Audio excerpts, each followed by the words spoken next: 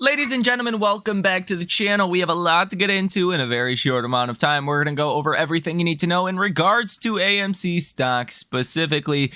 AMC is up 3.5% today, actually having a pretty good day despite the Nasdaq's or triple Q's 1.3% decline. Now, what's exactly going on with AMC? We'll talk about it here in this video.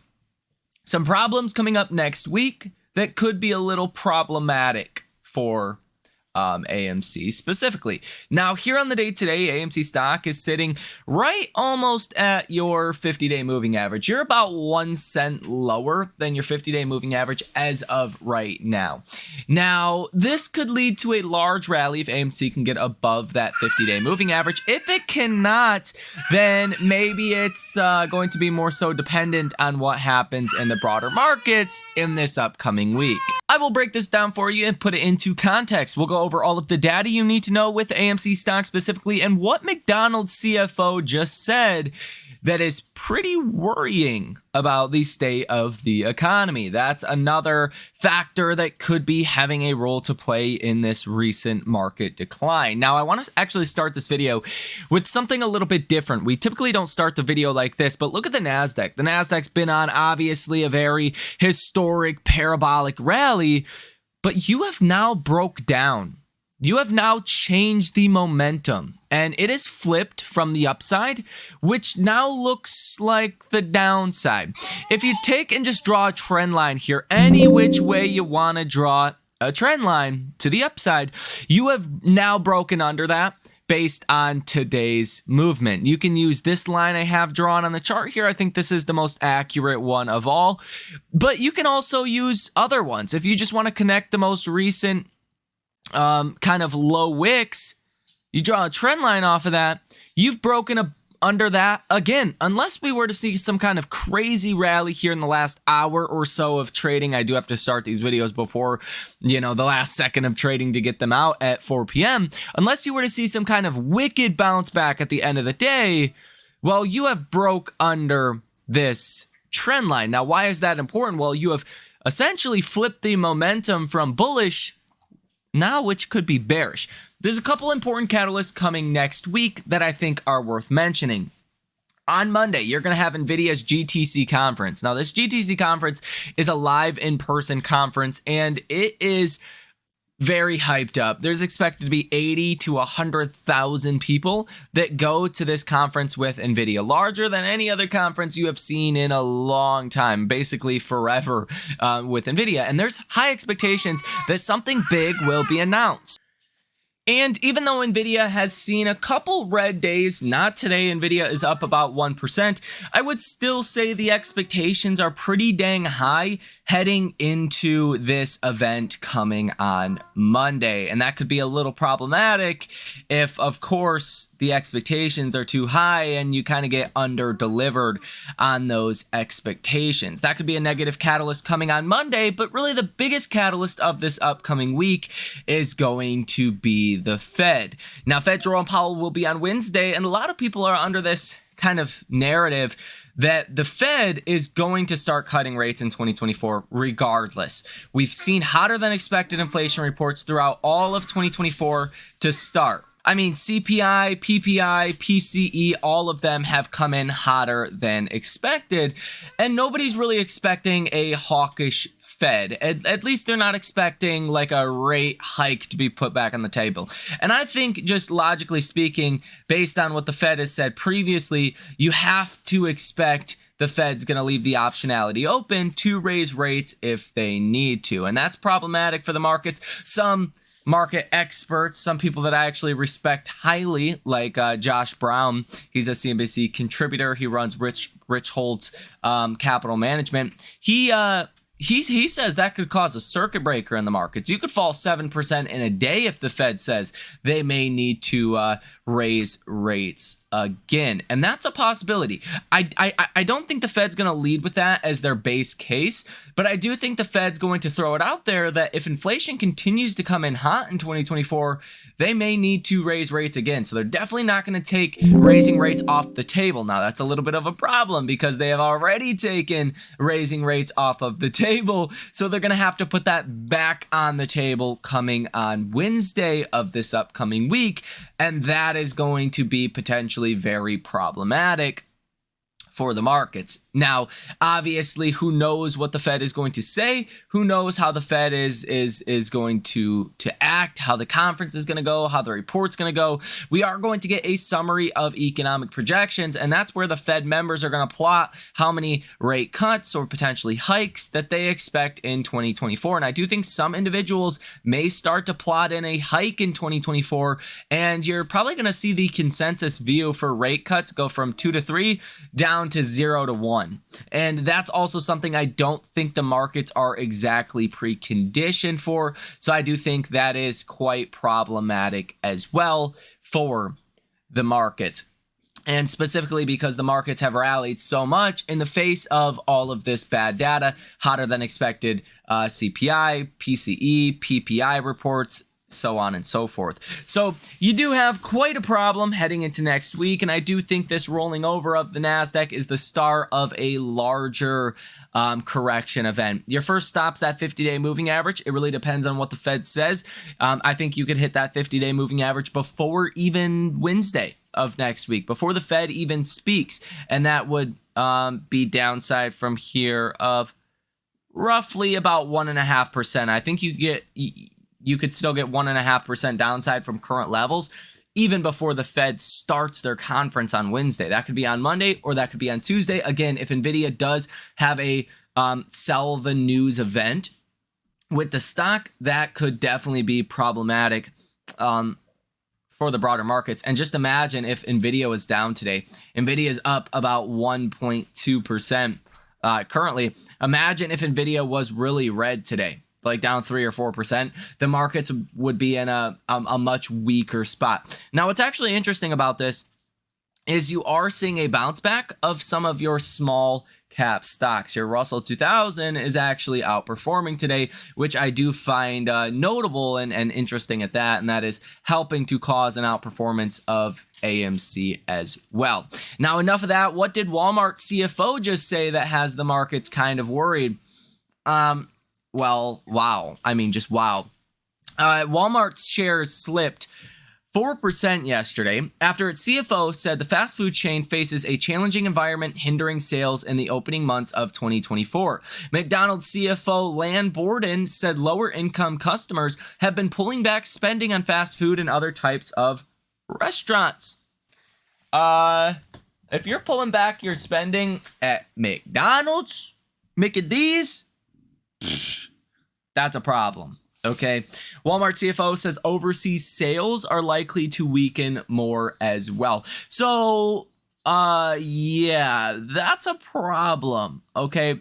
He also said they're facing weak demand in China. So basically everywhere, just people are slowing down, buying their McDoubles and their McChickens, put them together and make a McBitchin. Okay.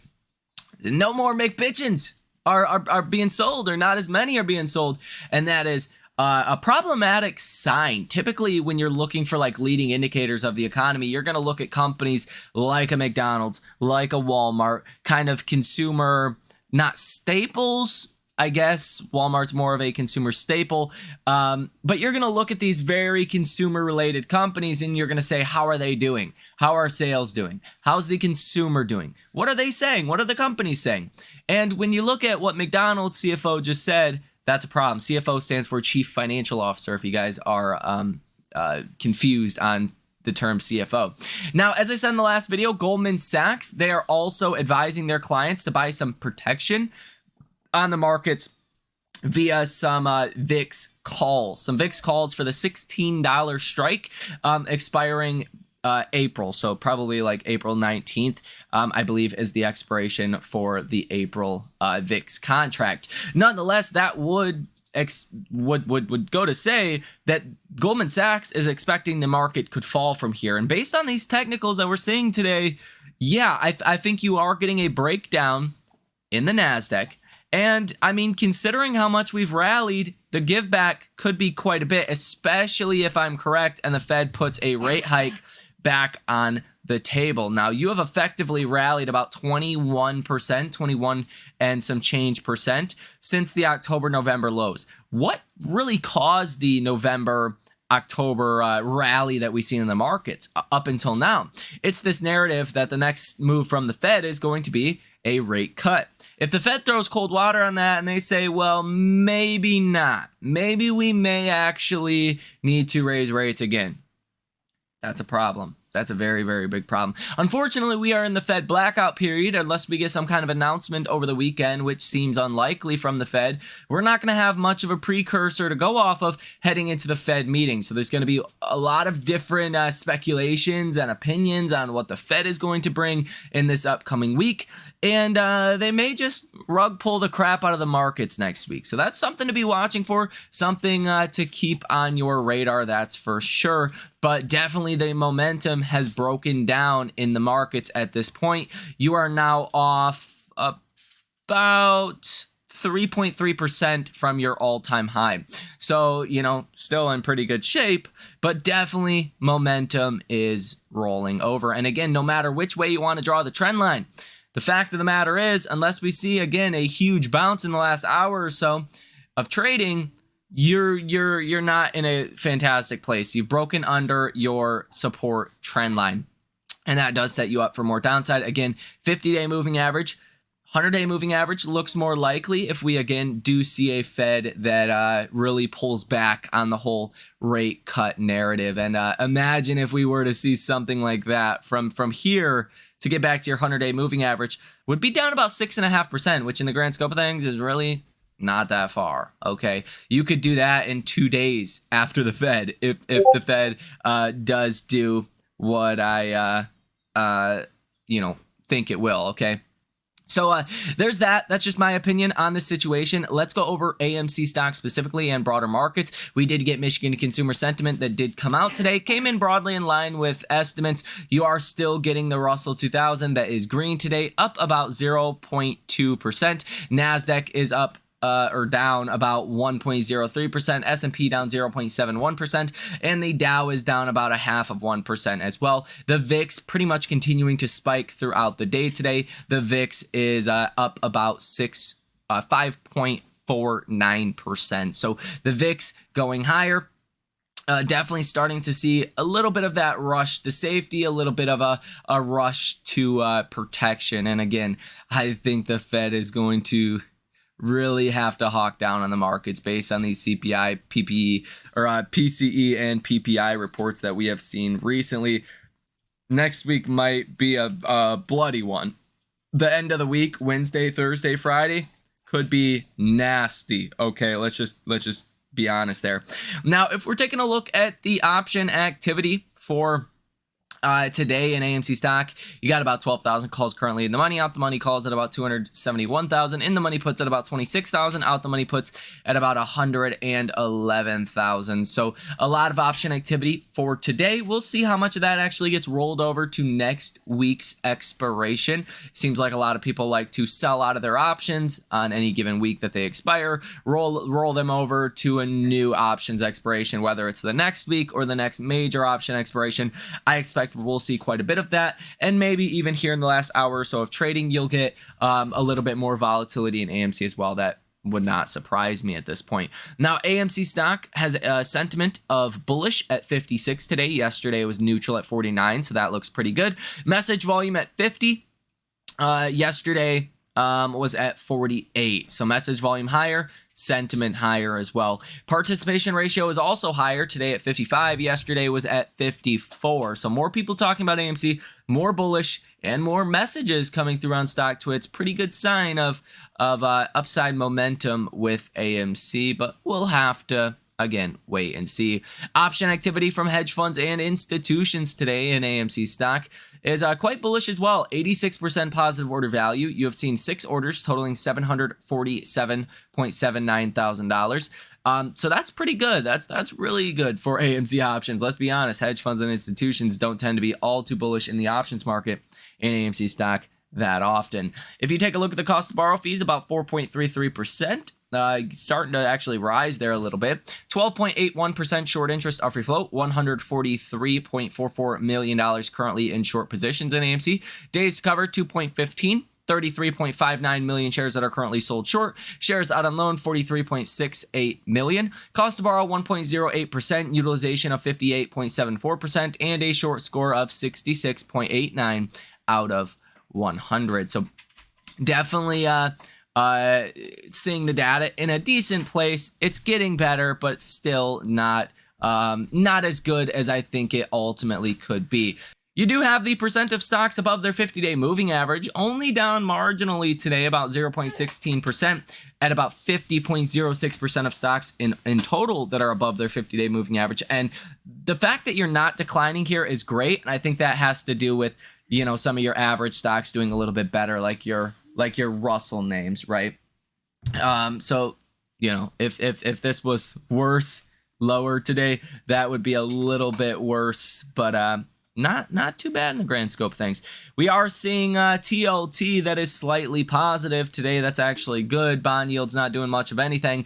The dollar is down 0.15%. That's actually good as well. So to see the market selling off when you're getting the bond market and the dollar not really contributing to that, a little bit more problematic as well. So that's going to go ahead and do it for this video. Again, with AMC specifically, if you can get above and close above that 50-day moving average today, that's great news. Could lead to more upside here, but I do think the real problem is going to be next week and the volatility that we are going to see. Hit the like button, subscribe to the channel. Let me know what you think about this information down below in the comment section. You guys have a fantastic rest of your day, and I will see you in the next one.